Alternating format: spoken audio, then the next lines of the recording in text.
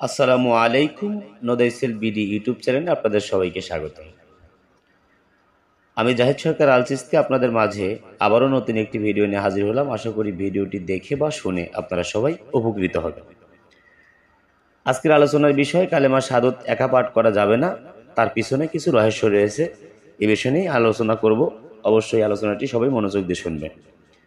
অবশ্যই নদাইসেল BD YouTube চ্যানেলে যদি নতুন হয়ে থাকেন অবশ্যই চ্যানেলটি সাবস্ক্রাইব করবেন এবং লাইক কমেন্ট শেয়ার করবেন, যাতে করে পাক পাঞ্জাতন আহলে বায়াতের কথাগুলো পুরো বিশ্বের আনাচে কানাচে পৌঁছে যায়। চলে আসি মূল আলোচনায়। কালেমা শাহাদাত একা পাঠ করা যাবে না কে জন্য এবং তার পিছনে কি রহস্য রয়েছে আমি বিস্তারিতভাবে আলোচনা করবেন। অবশ্যই ভিডিওটি না টেনে শুনতে থাকবেন, তাহলেই ভিডিওটি শুনে বা দেখে বুঝতে পারবেন, নইলে টেনে টেনে যদি শোনেন তাহলে বুঝতে পারবেন না। তো চলে আসি মূল আলোচনায়। কালিমা শাহাদাত হচ্ছে সাক্ষ্য বাক্য। আশহাদু আল্লাহ ইলাহা ইল্লাল্লাহু ওয়াহদাহু লা শারীকা লাহু ওয়া আশহাদু আন্না মুহাম্মাদান আবদুহু ওয়া রাসূলুহু। প্রশ্ন হলো, কার নিকট সাক্ষ্য দিচ্ছি? আল্লাহ এক, তার কোনো শরীক নাই। এই কথা তো আল্লাহর শানে। আল্লাহর কথা আল্লাহর কাছেই সাক্ষ্য দিলে কি হবে?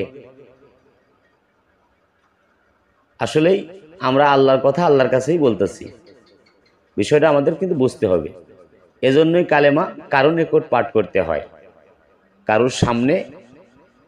বিষয়টা কিন্তু বুঝতে হবে। আসলে কালেমা কারোর সামনে কাউকে উপস্থিত করে সেখানে পড়তে হয় বা পাঠ করতে হয়, আর এই সাক্ষ্য দিতে হয়। যার উপস্থিতিতে এই সাক্ষ্য দিবেন তিনি হলেন পীর এবং মুর্শিদ। আমি আবারও বলছি, এই কালেমা যার সামনে পাঠ করবেন তিনি হচ্ছেন একজন পীর ও মুর্শিদ। বিষয়টা কিন্তু বুঝতে হবে। একটু গভীরে ভাবেন, দেখেন কালিমার হাকিকত যদি বলি, দেখেন বিষয়টা বুঝতে পারবেন। কালেমাতে 12-24টি হরফ আছে এবং কোনো নোক্তা নাই, এবং না থাকারও কিছু কারণ রয়েছে। আমি সম্পূর্ণ আপনাদের সামনে বিস্তারিতভাবে আলোচনা করব। অবশ্যই ভিডিওটি না টেনে শুনতে থাকবেন। কালেমা তাইয়্যিবাতে দুইটি অংশ, তাওহীদ ও রিসালাত। প্রথম অংশই লা ইলাহা ইল্লাল্লাহু, এতে রয়েছে 12টি অক্ষর, ইহা তাওহীদ, এবং মুহাম্মাদুর রাসূলুল্লাহ, এতে রয়েছে 12টি অক্ষর, ইহা রিসালাত। এখন লক্ষণীয় বিষয় যে কালেমাতে কোনো নোক্তাযুক্ত অক্ষর নাই।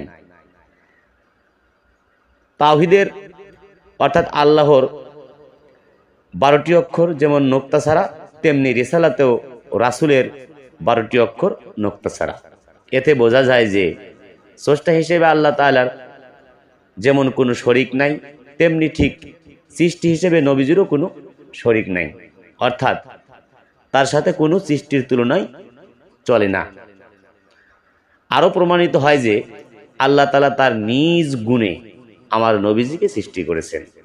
কেননা আল্লাহর তাওহীদের 12টি অক্ষরের মধ্যে যেমন কোনো নোক্তা নাই, তেমনি আমার নবীজির ও রিসালাতের মধ্যে 12টি অক্ষরে কোনো নোক্তা নাই। কালেমাতে 12-24টি অক্ষর, 12টি অক্ষর আল্লাহ তাআলার এবং 12টি অক্ষর হচ্ছেন রাসূলের। এবার আমরা যদি একটু আয়াতের তালিম দেখি, 5টি জাত এবং 7টি সিফাত, অর্থাৎ 5-12, এখানেও 7। কালেমাতে 5টি জাত এবং 7টি সিফাত রয়েছে। যেমন কালেমা দেখা যায় কেবলমাত্র সেই কালেমাতেই 5টি জাত এবং 7টি সিফাত বিদ্যমান রয়েছে। কেননা যা দেখা যায় তা পড়া যায়, সুতরাং কালেমা দেখার বিষয়, ইহা অস্বীকার করার নয়। কালেমা অবশ্যই দেখে পড়তে হয়। কালেমা দেখার বিষয়, দেখার বস্তু, এটা কোনোভাবেই অস্বীকার করা যাবে না। আর যে অস্বীকার করবে তারাই হচ্ছে কাফির। কেননা আদম আলাইহিস সালাম আরশে কালেমা দেখতে পেয়েছিলেন, আর যদি এই অক্ষরের মধ্যে নোক্তা থাকতো তাহলে সেই অক্ষর শরিকের অংশ হতো। যেহেতু আল্লাহ তাআলা সৃষ্টি হিসেবে, স্রষ্টা হিসেবে লা শরিক, অর্থাৎ তার কোনো শরিক নাই, অপরদিকে নবীজি সৃষ্টি হিসেবে লা শরিক, তার কোনো শরিক নাই, সেজন্যই কালেমাতে কোনো নোক্তাওয়ালা হরফ বা অক্ষর নাই। আশা করি বুঝতে পেরেছেন। তারপরে যদি বুঝতে আপনাদের কষ্ট হয়, অবশ্যই আপনাদের নিজ নিজ মুর্শিদের কাছ থেকে জেনে নেবেন। আর যারা এখনও আহলে বায়াত গ্রহণ করেননি, অবশ্যই আহলে বায়াত গ্রহণ করবেন। আহলে বায়াত ছাড়া মুক্তি বা নাজাতের কোনো রাস্তাই নেই। সবচেয়ে বড় খুশির বিষয়, আপনারা যারা আমাদের ইউটিউব চ্যানেলে আছেন অবশ্যই লাইক কমেন্ট শেয়ার করবেন, এবং আপনাদের সামনে যদি মালিক সুস্থ রাখে এবং বাঁচিয়ে রাখে, অবশ্যই সামনে আমি একটি ভিডিও নিয়ে হাজির হব। আরও গুরুত্বপূর্ণ কালেমার মধ্যে 5 মঞ্জিল এবং 5 মঞ্জিলের অবস্থান, এই সম্পর্কে আলোচনা করব সামনের ভিডিওতে। অবশ্যই ভিডিওটি সোমবার দিন আপলোড করা হবে। সে পর্যন্ত সবাই ভালো থাকবেন, সুস্থ থাকবেন। খোদা হাফেজ। জয় গুরু, জয় হোক পাক পাঞ্জাতন, আহলে বায়াত ও বিশ্ব মানবতার।